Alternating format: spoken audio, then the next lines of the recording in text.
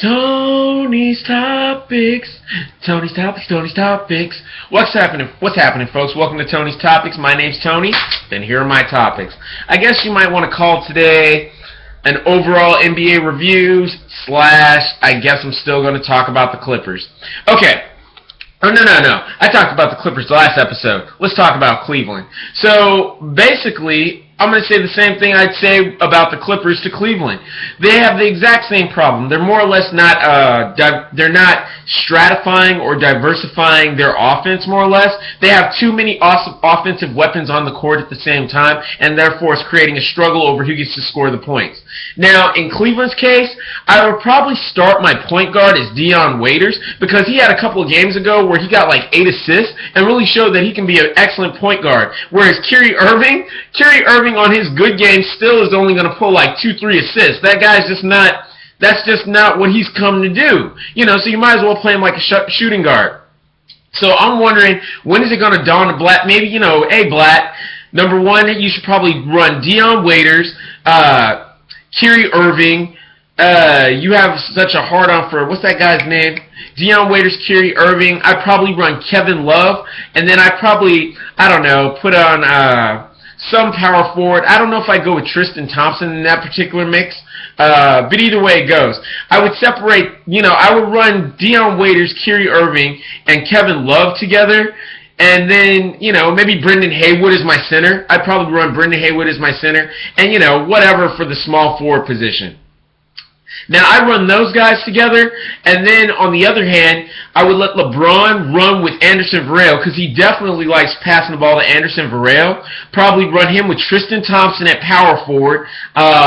Then I probably, you know, it doesn't really matter who you put in your backcourt then. You can throw in Mike Miller if you want to, but I'd probably run that rookie, JJ, whatever his name is.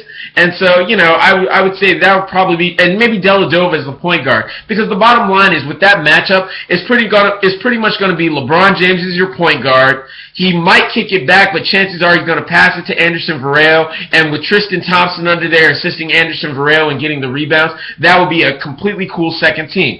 Again, just like the Clippers, I'd say run each group for 6 minutes per quarter. 6 minutes with Kyrie Irving and crew, 6 minutes with LeBron and crew. That way no group gets tired. Because some of those guys out there look like you're just running them exhausted. And I mean, running them to the point of exhaustion.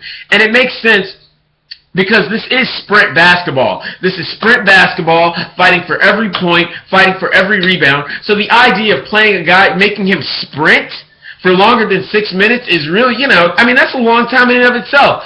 Sprinting as fast as you can for 6 minutes, bumping and fighting guys for 6 minutes straight with no good break, that's tough stuff. So either way it goes, I would probably try and stratify my offense. I mean, the Spurs have been doing it for years. That's why Ginobili always came in the second quarter, or, you know, came in after Tony Parker and Tim Duncan. It's not because Ginobili wasn't good enough. It's not because Ginobili wasn't the second best scoring option on the team. It's just he was so strong, he could lead his own group of guys in there. And LeBron has proven from back in his days when he was first with Cleveland that, hey, he can run a team with not that many stars on it, not that many good players, and still make them good. So just let him run a second team and let them go against the first team. And in the fourth quarter, just put together whoever's been having a big night, put them all together. And I mean, and that way they could pull it out and no player would have over 30 minutes per night. This is my recommendation, because otherwise running these guys into the ground, sure, that might work against a team like Orlando. Yeah, you'll probably crush Orlando, but when you have to go up against a real team like the Spurs, the Bulls, Golden State Warriors, the Memphis Grizzlies, the Rockets, Portland Trailblazers, or anybody else that matters, running your guys into the ground isn't going to cut it. Wow. I wanted to get into the rest of the NBA review.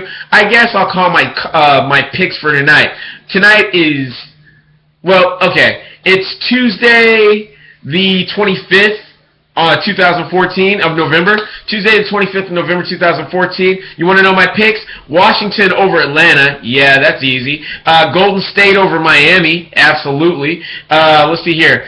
I picked the Sacramento Kings over the Pelicans just because the Sacramento Kings have a better backcourt. Make no doubt, DeMarcus Cousins versus Anthony Davis.